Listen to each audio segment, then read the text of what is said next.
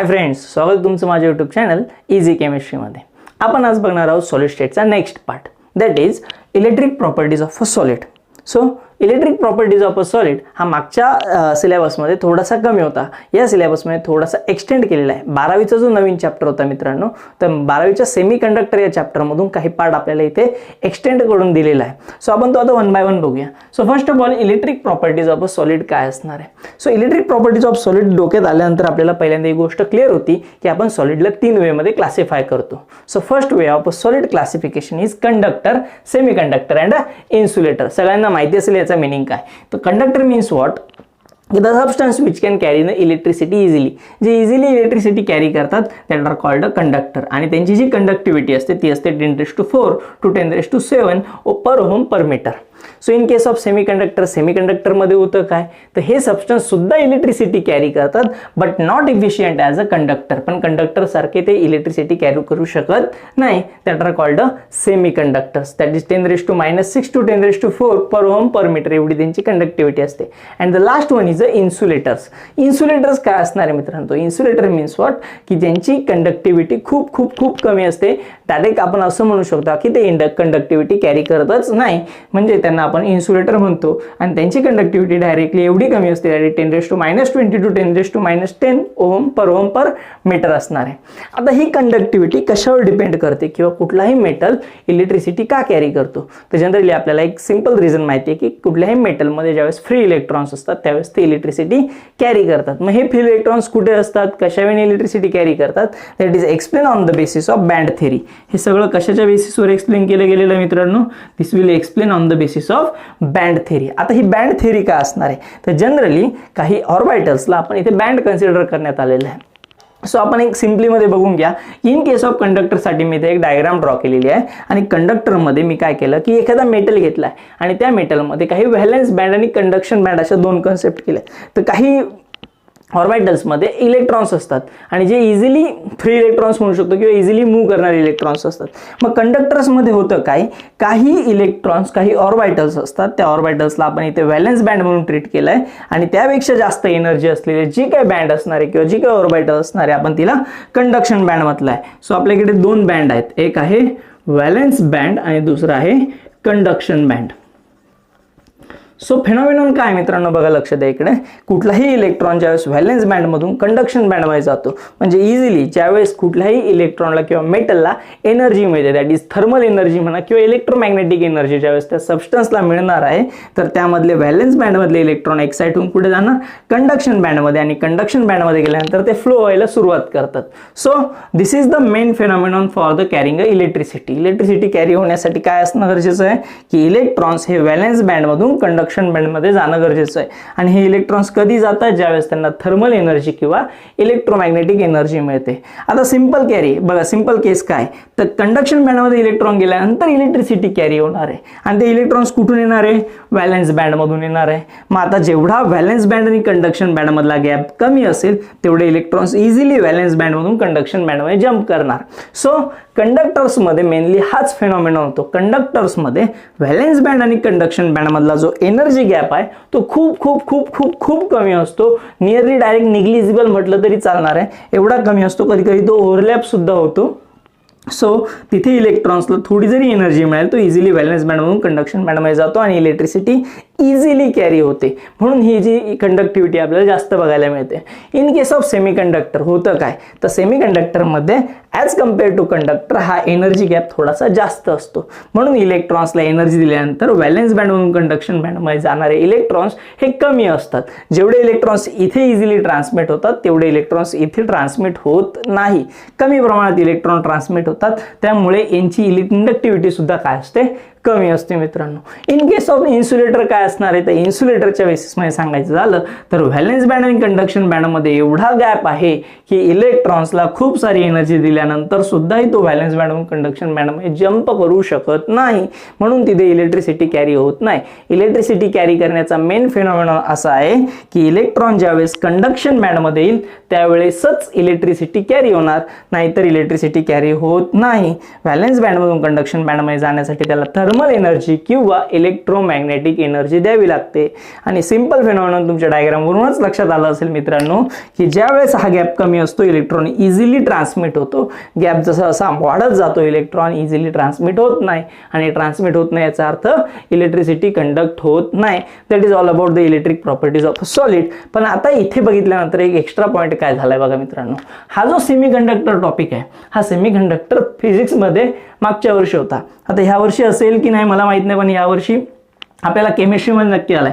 तर या सेमीकंडक्टरचे दोन टाईप पडले आहेत इथे. सेमीकंडक्टर मेनली दोन टाईपने, म्हणजे एक आहे एन टाईप तर दुसरा आहे पी टाईप. अशा वेळी इथे अजून ते सेमीकंडक्टरचे दोन टाईप पडणार आहे. चला आपण आता ते सेमीकंडक्टरचे जे सब टाईप्स आहेत that is what is mean by N type आणि पी टाईप हे काय आहेत ते बघूया आपण. सो फ्रेंड्स, आपण बघत होतो सेमीकंडक्टर. आता सेमीकंडक्टरमध्ये मेनली दोन टाईप पडतात, एक असतो इंट्रान्सिक आणि एक असतो एक्स्ट्रान्सिक. आता सेमीकंडक्टर म्हणून जनरली आपण दोनच एक्झाम्पल घेतो, एक असतो सिलिकॉन तर दुसरा आहे आपल्याकडे जर्मेनियम. सिलिकॉन आणि जर्मेनियम हे दोन एक्झाम्पल्स आपण इथे बघणार आहोत. सो सिलिकॉन आणि जर्मेनियम हे मेनली सेमीकंडक्टर म्हणून बिहेव करत असतात. ते असे एलिमेंट्स आहेत की जे सेमीकंडक्टर म्हणून बिहेव करतात. आता मी सेमीकंडक्टरचे दोन टाईप पाडलेत. त्यातला फर्स्ट आहे इंट्रान्सिक तर सेकंड आहे extrinsic. What is mean by intrinsic आणि एक्स्ट्रान्सिक काय असतो? when a semiconductor like a silicon and germanium सारखे जे सेमीकंडक्टर्स आहेत हे सेमीकंडक्टर्स जर आपण प्युअरली यूज केले म्हणजे ॲज इट इज जसेच्या तसे तुम्ही त्याला यूज करत असाल तर त्या सेमीकंडक्टर्सला म्हटलं जातं intrinsic. That are pure semiconductors, म्हणजे फक्त त्यामध्ये सिलिकॉन आणि जर्मेनियमच असणार आहे, दुसरा कुठलाही एलिमेंट त्यामध्ये प्रेझेंट नसणार आहे. दॅट इज प्युअर सेमीकंडक्टर्स असणार आहे. That is nothing but a silicon and germanium सारखे एलिमेंट्स असणार आहे. इन केस ऑफ एक्स्ट्रान्सिक सेमीकंडक्टर, एक्स्ट्रान्सिक सेमीकंडक्टरमध्ये काय होतं मित्रांनो, एक्स्ट्रान्सिक सेमीकंडक्टर्स आर इम्प्युअर सेमीकंडक्टर्स. हे कसे असणार आहे? इम्प्युअर सेमीकंडक्टर्स असणार आहे. आणि इम्प्युअर याचा अर्थ काय, त्यामध्ये काहीतरी इम्प्युरिटी, ही इम्प्युरिटी आपण आपल्याला काही चेंजेस करायचे आहेत सेमीकंडक्टरमध्ये म्हणून ॲड केलेली असते. मग ही इम्प्युरिटी काय असणार आहे? तर impurity is add to the pure semiconductor. मग ज्यावेळेस इम्प्युरिटी ॲड करून आपण प्युअर सेमीकंडक्टर ॲड करतो तर त्यावेळेस त्याला एक्स्ट्रान्सिक म्हणतो. आणि जी काही इम्प्युरिटी आपण ॲड करतो त्या इम्प्युरिटीला म्हणायचं असतं डोपंट. लक्षात ठेवा, आपण काय करणार तर या प्युअर सेमीकंडक्टरमध्ये आपल्याला हवी ती इम्प्युरिटी ॲड करणार, त्या इम्प्युरिटीला म्हणायचं डोपंट. आणि डोपंट ही ॲड करण्याची जी काही प्रोसेस असते त्या प्रोसेसला म्हटलं जातं डोपिंग. ओके, लक्षात घ्या, प्युअर सेमीकंडक्टरमध्ये आपण इम्प्युरिटी ॲड करतो, ते इम्प्युरिटी ॲड करण्याच्या प्रोसेसला काय म्हणायचं? डोपिंग. इम्प्युरिटीला काय म्हणायचं आहे? डोपंट. आता ह्या डोपंट म्हणजे इम्प्युरिटी, आपण कोणती इम्प्युरिटी ॲड करतो याच्या बेसिसवरती त्याचं क्लासिफिकेशन होतं. मग जनरली याचे दोन टाईप पडतात, एक असतो एन टाईप आणि एक असतो P type semiconductor. What is mean by N type semiconductor? आता याला एन का म्हटलंय तर this impurity is due to the extra electron. ही इम्प्युरिटी कशामुळे बघायला मिळते आपल्याला? एक्स्ट्रा इलेक्ट्रॉनमुळे बघायला मिळते. सो एक्स्ट्रा इलेक्ट्रॉन, इलेक्ट्रॉन हा निगेटिव्हली चार्ज असतो म्हणून त्याला एन टाईप म्हटलंय. In case of P type this impurity is due to the hole. ही इम्प्युरिटी कशामुळे बघायला मिळते आपल्याला? Hole. And hole is a positively charge. हा होल कसा असतो? पॉझिटिव्हली चार्ज असतो म्हणून आपण याला पी टाईप सेमीकंडक्टर म्हटलंय. सो आता हा एक्स्ट्रा ई आणि एक्स्ट्रा पी किंवा एक्स्ट्रा होल कशामुळे आला ते बघूया आपण. सो सिलिकॉन आणि जर्मेनियम सारखे प्युअर सेमीकंडक्टर घेतले, that are dope by the group 15 elements. आता ग्रुप 15 एलिमेंट्सने त्याला डोप करायचं. आता ग्रुप 15 एलिमेंट्समध्ये कोणकोणते एलिमेंट्स येतात तर nitrogen, phosphorus, arsenic, antimony and bismuth यासारखी ग्रुप 15 एलिमेंट्स येतात. दॅट इज नायट्रोजन फॅमिली म्हणू शकतो आपण त्याला. नायट्रोजनचे एलिमेंट्स येतात. आता बघा, लक्ष द्या इकडे कशा वेळेने मी अरेंजमेंट केली. डायग्राम व्यवस्थित समजून घेऊ आपण. पहिल्यांदा फर्स्ट ऑफ ऑल मी काय केलं, सिलिकॉन हा एलिमेंट घेतला. सिलिकॉन एलिमेंट, सिलिकॉनचा ॲटॉमिक नंबर काय मित्रांनो? 14 आहे. सिलिकॉनचा ॲटॉमिक नंबर किती आहे? 14 आहे. आणि तुम्ही जर त्याचं व्यवस्थित इलेक्ट्रॉनिक कॉन्फिगरेशन ड्रॉ केलं तर तुम्हाला असं बघायला मिळेल की त्याच्याकडे 4 हे व्हॅलेन्स इलेक्ट्रॉन्स आहेत. 4 व्हॅलेन्स इलेक्ट्रॉन्स आहे. मग हे 4 व्हॅलेन्स इलेक्ट्रॉन्स काय करतात तर बॉन्ड फॉर्म करत असतात. मग एक सिलिकॉन दुसऱ्या सिलिकॉन सोबत बॉन्डिंग करणार. सो कशा वेळी बॉन्डिंग करणार बघा. आपल्याकडे हा एक सिलिकॉन आहे, या सिलिकॉनच्या सराउंडेडला मी समजा 4 इलेक्ट्रॉन्स ड्रॉ करतो. 1 2 3 आणि हा एक 4. आता हे 4 इलेक्ट्रॉन त्या सिलिकॉनच्या 4 साइड्सला आहे.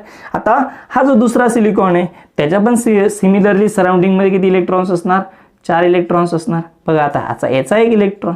सो ह्या दोन सिलिकॉन्सने काय केलं, याने एक इलेक्ट्रॉन शेअर केला आणि त्यांच्यामध्ये बॉन्डिंग झाली. सो लाईक दिस प्रत्येक सिलिकॉन दुसऱ्या सिलिकॉन सोबत काय करतो रे, बॉन्डिंग फॉर्म करत असतो. ती बॉन्डिंग बघा आपण अशी दाखवलेली आहे. Okay, this is the bonding between the silicones. आता हे एक्स्ट्रा 4 इलेक्ट्रॉन्स कुठून आले ते सांगतो बघा, तुम्हाला लक्ष द्या. इलेक्ट्रॉनिक कॉन्फिगरेशन कसं असणार आहे सिलिकॉनचं. Silicon atomic number 14. Electronic configuration 1s2 2s2 2p6 3s2 3p2. Okay, ही थर्ड आहे, that is your valence shell. त्याच्यामुळे टोटल इलेक्ट्रॉन्स किती, 2 + 2 4 आहे. प्रत्येक सिलिकॉनच्या सराउंडिंगला 4 असणार आहे. असाच दुसरा सिलिकॉन त्याला मिळाला की ते इलेक्ट्रॉन शेअर करतील आणि बॉन्डिंग फॉर्म करणार. आता इथे झालं काय, तर इम्प्युरिटी काय आली, तर इम्प्युरिटी आली ग्रुप 15 एलिमेंटची. ग्रुप 15 एलिमेंटचा कोणता एलिमेंट घेतला आपण, फॉस्फरस. फॉस्फरसचा ॲटॉमिक नंबर काय, 15. आता 15 ॲटॉमिक नंबर असल्यामुळे याच्याकडे किती व्हॅलेन्स इलेक्ट्रॉन आहे, 4. तर फॉस्फरसकडे किती इलेक्ट्रॉन असतील व्हॅलेन्स इलेक्ट्रॉन, 5 व्हॅलेन्स इलेक्ट्रॉन आहे. मग 5 इलेक्ट्रॉन्स तो त्याच्या सराउंडिंगमध्ये दाखवेल बघा. इथे एक इलेक्ट्रॉन, या बॉन्डमध्ये एक असेल त्याचा, या बॉन्डमध्ये दुसरा असेल, या बॉन्डमध्ये चौथा असेल बघा. अशा वेळी 1 2 3 4. आता 5th इलेक्ट्रॉन कुठे गेला, 5th इलेक्ट्रॉनसाठी तर त्याला इलेक्ट्रॉन बॉन्डिंग करूच शकत नाही, कारण की प्रत्येक सिलिकॉन हाने एक दिला, 2 3 आणि 4 सोबत बॉन्डिंग झाली आहे. मग तो जो एक्स्ट्रा इलेक्ट्रॉन आहे तो इथे शिल्लक राहतो तसाचा तसा. सो हा एक्स्ट्रा इलेक्ट्रॉनमुळे इथे इलेक्ट्रिसिटी कॅरी केली जाते आणि ह्या एक्स्ट्रा इलेक्ट्रॉनमुळे इलेक्ट्रिसिटी कॅरी झाली म्हणून याला कोणता टाईप म्हटलं आपण, एन टाईप म्हटलेला आहे मित्रांनो. लक्षात घ्या, प्रत्येक सिलिकॉन हा 4 बॉन्ड फॉर्म करणार, फॉस्फरस सुद्धा 4 बॉन्ड फॉर्म करणार आणि जो एक एक्स्ट्रा इलेक्ट्रॉन तो तसाच राहणार आणि त्या एक्स्ट्रा इलेक्ट्रॉनमुळे इलेक्ट्रिसिटी कॅरी झाली म्हणून त्याला आपण काय म्हटलं गेलं, एन टाईप. हा एक्स्ट्रा इलेक्ट्रॉन नेहमी कोणत्याही फॅमिलीमधून मिळेल तुम्हाला, ग्रुप 15 एलिमेंटच्या फॅमिलीमधून मिळणार आहे, दॅट इज नायट्रोजनच्या फॅमिलीमधून मिळणार आहे. In case of P type, P टाईपमध्ये पण काय होणार, सिलिकॉन घेतला आहे सिमिलरली. सिलिकॉन आत्ताच सांगितलं व्हॅलेन्स इलेक्ट्रॉन किती आहे, 4. म्हणजे किती बॉन्ड फॉर्म करणार, 4 बॉन्ड फॉर्म करणार. म्हणजे या दोन सिलिकॉनमध्ये बघा, या सिलिकॉनने एक इलेक्ट्रॉन, या सिलिकॉनने एक इलेक्ट्रॉन. झाला का त्यांच्यात बॉन्ड, सिमिलरली असे बॉन्डिंग होणार, राईट. बॉन्डिंग झाल्यानंतर इम्प्युरिटी काय ॲड केली रे आपण, ग्रुप 13 एलिमेंटची इम्प्युरिटी ॲड केली. ग्रुप 13 म्हणजे कोणती फॅमिली, बोरॉन फॅमिली असणार आहे. बोरॉन फॅमिलीमध्ये बोरॉन आणि बोरॉनच्या आउटरमोस्ट शेलमध्ये, दॅट इज व्हॅलेन्स शेलमध्ये किती इलेक्ट्रॉन्स असतात, तर व्हॅलेन्स शेलमध्ये त्याच्याकडे फक्त किती इलेक्ट्रॉन्स असतात, 3च इलेक्ट्रॉन्स असतात. आणि सिलिकॉनकडे किती असतात, 4. म्हणजे आता कोणाकडे एक्स्ट्रा इलेक्ट्रॉन आहे, सिलिकॉनकडे. बोरॉनकडे एक इलेक्ट्रॉन कसं आहे, कमी आहे. मग बोरॉनने काय बॉन्ड केलं फक्त बघा, इथे सिलिकॉनने इलेक्ट्रॉन शेअर केला, इथे पण शेअर झाला, इथे शेअर झाला. सो इथे झालं काय, या बोरॉनने फक्त 3च इलेक्ट्रॉन शेअर केले. एक इलेक्ट्रॉन या बॉन्डमध्ये गेला, एक इलेक्ट्रॉन या बॉन्डमध्ये शेअर झाला, एक इलेक्ट्रॉन या बॉन्डमध्ये. याचे बोरॉनचे 3 इलेक्ट्रॉन शेअर झाले. आता एक इलेक्ट्रॉन डेफिशियंट आहे त्याच्याकडे, मग एक इलेक्ट्रॉन इथे व्हॅकंट राहिला, म्हणजे इथे तयार झाला hole. And that hole is nothing but a positively charge. मग होलला काय म्हणून ट्रीट केलं जातं, पॉझिटिव्हली चार्ज म्हणून ट्रीट केलं जातं. आणि पॉझिटिव्ह चार्जचा पॉझिटिव्हचा पी म्हणून याला म्हटलं गेलं पी टाईप सेमीकंडक्टर. आणि हा होल सुद्धा रिस्पॉन्सिबल असतो इलेक्ट्रिसिटी कॅरी करण्यामध्ये. मग तुम्हाला कधी कधी क्वेश्चन कसा येतो, in a N type semiconductor which is a major charge carrier. Charge carrier कोण आहे, तर इथं चार्ज कॅरियर कोण आहे, इलेक्ट्रॉन आहे. आणि in a P type semiconductor which is a major charge carrier, इथे काय असणार आहे, होल हा मेजर चार्ज कॅरियर असणार आहे. सो अशा वेळी तुम्हाला लक्षात ठेवायचं N type P type. N टाईपसाठी आपल्याला ग्रुप 15 एलिमेंट्स लक्षात ठेवायचे ज्याची इम्प्युरिटी आपण ॲड करतो. आणि पी टाईपमध्ये आपण ग्रुप 13 ची इम्प्युरिटी ॲड करतो, दॅट इज बोरॉन फॅमिली. आणि डोपिंग कोणाला करायची, सिलिकॉन आणि जर्मेनियम. मग आपले प्युअर सिलिकॉन अँड जर्मेनियम बघा, मी इथे लिहितो, हा झाला तुमचा सिलिकॉन अँड जर्मेनियम. या दोघांना काय करायचं तुम्हाला, डोप. जर तुम्ही ग्रुप 15च्या एलिमेंटने डोप करताय तर तो कोणता टाईप झाला, एन टाईप. आणि जर तुम्ही ग्रुप 13ने डोप करतायत तर तो झाला तुमचा पी टाईप. यांच्यातले एलिमेंट्स लक्षात ठेवायचे. सिलिकॉन आणि जर्मेनियममध्ये आपण इम्प्युरिटी ॲड करत असतो. लाईक दिस तुमचा इलेक्ट्रिक प्रॉपर्टीज ऑफ सॉलिड हा पॉईंट्स इथे क्लिअर होतो. Okay, so friends, our next point is a magnetic.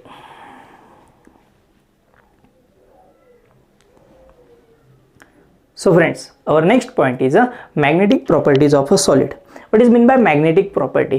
Are they attracted towards a magnetic field or they ripple from the magnetic field. अशा वेळी आपण त्यांना classify करणार आहोत. So magnetic properties of a solid बघत असताना mainly आपण सॉलिड्सला 3 वेने classify केलेलं आहे. So first way is a diamagnetic, second one is a paramagnetic and third one is a ferromagnetic. आता लक्ष द्या इकडे मित्रांनो, diamagnetic, paramagnetic and ferromagnetic means what? Generally हे सॉलिड्स कशा वेने क्लासिफाय केले जातात, तर हे क्लासिफाय केले जातात मेनली कुठलाही सबस्टन्स मॅग्नेटकडे अट्रॅक्ट होतो याचं रिझन असं असतं की त्यामध्ये अनपेड इलेक्ट्रॉन्स असतात. मग अनपेड इलेक्ट्रॉन्स कसे आहेत, कमी आहेत की जास्त आहेत, याच्या बेसिसवरती एक क्लासिफिकेशन आहे. फर्स्ट ऑफ ऑल तुम्हाला लक्षात ठेवायचं आहे डायमॅग्नेटिक. डायमॅग्नेटिकमध्ये एकही अनपेड इलेक्ट्रॉन नसतो. दॅट इज इलेक्ट्रॉन सगळे पेअर्ड असतात, म्हणजे सगळे इलेक्ट्रॉन्स हे पेअरिंग मध्ये असे जोड्यांनी आहेत. सो त्याच्यामुळे तिथे डायमॅग्नेटिझम बघायला मिळतं आणि हा मॅग्नेटकडे हे सबस्टन्स अट्रॅक्ट होत नाही. So and they can repel by a magnetic field. हे मॅग्नेटिक फील्डने काय होतात, रिपल होतात. रिपल होतात म्हणजे त्यांच्यापासून दूर जातात. त्याचे एक्झाम्पल्स काय दिलेले तुम्हाला, N2. आता याच्यात अनपेड इलेक्ट्रॉन नाही, दॅट इज पेअरिंग नसलेले इलेक्ट्रॉन्स नाही. याचा अर्थ काय, तर मी तुम्हाला एक एक्झाम्पल सांगतो बघा समजून. N2 आहे, नायट्रोजनचा ॲटॉमिक नंबर काय मित्रांनो 7. इलेक्ट्रॉनिक कॉन्फिगरेशन येतं 1s2 2s2, हे झाले 4 अँड 3p तुमचं असेल 3, राईट. यासाठी आपण ब्लॉक डायग्राम ड्रॉ करू बघा. याच्यामध्ये 2 इलेक्ट्रॉन 1s मध्ये, 2s मध्ये 2 इलेक्ट्रॉन अँड 3p मध्ये किती ब्लॉक्स असतात, 3 ब्लॉक्स आणि 3 इलेक्ट्रॉन्स 1 2 3. एका नायट्रोजनसाठी किती, हे बघा ही झाली paired, I clockwise and anti clockwise, clockwise and anti, याला म्हणतात पेअर्ड. आणि हे जे 3 सिंगल आहेत त्यांना म्हणतात अनपेअर्ड. तर आपण काय बघतोय, N2 एक्झाम्पल बघतोय. N2 मध्ये 2 नायट्रोजन, एका नायट्रोजनकडे किती अनपेअर्ड आहेत, 3. सिमिलरली जो दुसरा नायट्रोजन असणार आहे त्याच्याकडे पण किती अनपेअर्ड असतील, त्याचा पण ॲटॉमिक नंबर तोच येईल ना 7, आणि त्याच्याकडे पण किती अनपेअर्ड असतील, 3, 1 2 3. मग हे ज्यावेळेस N2 फॉर्मेशन होतं, ज्यावेळेस हा दोन्ही नायट्रोजन एकमेकांसोबत कंबाईन होतात, तर हे दोघं आणि हे दोघं हे एकमेकांसोबत पेअरिंग करून घेतात. मग N2 या सबस्टन्समध्ये आपल्याला कुठलाही अनपेअर्ड म्हणजे सिंगलवाला शिल्लक नाही राहत, कारण की या दोघांनी काय केलं, पेअरिंग. सिमिलरली यांनी पेअरिंग केली आणि याने पण पेअरिंग करून घेतली. सो अनपेड इलेक्ट्रॉन शिल्लक राहिला का, तर नाही. असं अनपेड इलेक्ट्रॉन यामध्ये नाही.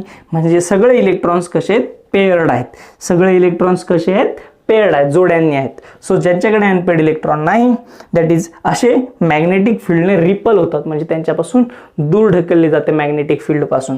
सो सशा सबस्टन्सला म्हणायचं आपल्याला डायमॅग्नेटिक. मग पेपरला काय लिहायचंय तुम्हाला, substance which have all electrons paired.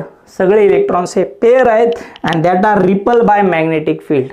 किंवा तुम्ही दुसऱ्या भाषेत असं लिहू शकतात, diamagnetic substance are substance which does not have unpaired electron. ज्यांच्याकडे पेअरिंग नसलेले, दॅट इज अनपेअर्ड इलेक्ट्रॉन नाही आहेत. इन केस ऑफ पॅरामॅग्नेटिक, आता पॅरामॅग्नेटिक याच्यात अनपेड इलेक्ट्रॉन नाही आहेत, याच्यामध्ये अनपेड इलेक्ट्रॉन्स आहेत. मग paramagnetic solids are the solids which having unpaired electrons. ज्यांच्याकडे अनपेड इलेक्ट्रॉन्स आहे आणि ज्यांच्याकडे अनपेड इलेक्ट्रॉन आहे ते मॅग्नेटिक फील्डकडे अट्रॅक्ट होतात. मग weekly attract bye a magnetic field. मग यांच्यात अनपेड इलेक्ट्रॉन असतात पण ते कमी प्रमाणात असल्यामुळे मॅग्नेटिक फील्डकडे अट्रॅक्ट होतात. दॅट इज एक्झाम्पल आहे Cu2+, Fe3+, Cr3+. हे त्याचे एक्झाम्पल आहे कॉपर, आयर्न आणि chromium. So in case of ferromagnetic, paramagnetic मध्ये कमी अनपेड इलेक्ट्रॉन, फेरोमॅग्नेटिक मध्ये लार्ज अनपेड इलेक्ट्रॉन, खूप जास्त अनपेड इलेक्ट्रॉन्स असतात. हे जास्त अनपेड इलेक्ट्रॉनमुळे काय होतं की हे स्ट्रॉंगली अट्रॅक्ट होतात मॅग्नेटिक फील्डकडे, एकदम जास्त अट्रॅक्ट होतात. तुम्हाला चांगलं माहिती आहे आयर्न हा सबस्टन्स आहे, लोखंड आहे की नाही, लोखंड हे सबस्टन्स मॅग्नेटकडे इझिली अट्रॅक्ट होतं, एकदम फास्ट अट्रॅक्ट होतं. सो ते काय आहे, फेरोमॅग्नेटिक सबस्टन्स आहे Fe. So strongly attract by the magnetic field. So this way आपलं मॅग्नेटिक प्रॉपर्टी क्लिअर होतात. सो मॅग्नेटिक प्रॉपर्टीमध्ये 3 वे घ्यायचे आहेत तुम्हाला. फर्स्ट आहे डायमॅग्नेटिक, पॅरामॅग्नेटिक आणि फेरोमॅग्नेटिक. डायमॅग्नेटिक अनपेड इलेक्ट्रॉन नाही, अट्रॅक्ट होणार नाही. पॅरामॅग्नेटिककडे काही अनपेड इलेक्ट्रॉन असतात, वीकली अट्रॅक्ट होणार. फेरोमॅग्नेटिककडे अनपेड इलेक्ट्रॉन खूप सारे असतात, त्याच्यामुळे स्ट्रॉंगली अट्रॅक्ट होणार. सो अशा वेळी आपला चॅप्टर कंप्लीट होतोय मित्रांनो, solid state. Solid state chapter complete झाल्यानंतर तुम्हाला एक्सरसाइज व्यवस्थित सोडवायची आहे. यामध्ये काहीही डाऊट्स असतील तर तुम्ही कमेंटमध्ये मला टाकू शकतात किंवा माझा डिस्क्रिप्शनमध्ये व्हॉट्सअप नंबर दिला आहे, तुम्ही तुमचा डाऊट्स व्हॉट्सअपवर सुद्धा माझ्यासोबत शेअर करू शकतात. सो आय होप तुम्हाला चॅप्टर क्लिअर झाला असेल. फर्स्टपासून शेवटपर्यंत तुम्ही लिंक वाईज व्यवस्थित व्हिडिओ बघायचे आहेत, तुम्हाला चॅप्टर अजून चांगला क्लिअर होईल. आय होप तुम्हाला या चॅप्टरचे बोर्ड बोर्डमध्ये पूर्ण मार्क्स मिळतील. या चॅप्टरमध्ये आलेले जे न्यूमरिकल्स आहेत मित्रांनो, या न्यूमरिकल्ससाठी आपण स्पेशल व्हिडिओज बनवणार आहे, सेपरेट एक्सरसाइज फक्त न्यूमरिकल्स सगळ्या चॅप्टर्सची मिळून आपण बनवणार आहोत. सो ती सिरीज आपली पूर्णपणे प्लेलिस्टमध्ये तुम्हाला ती सिरीज वेगळी बघायला मिळणार आहे. सो लाईक दिस, अशा वेळी आपण थांबूया.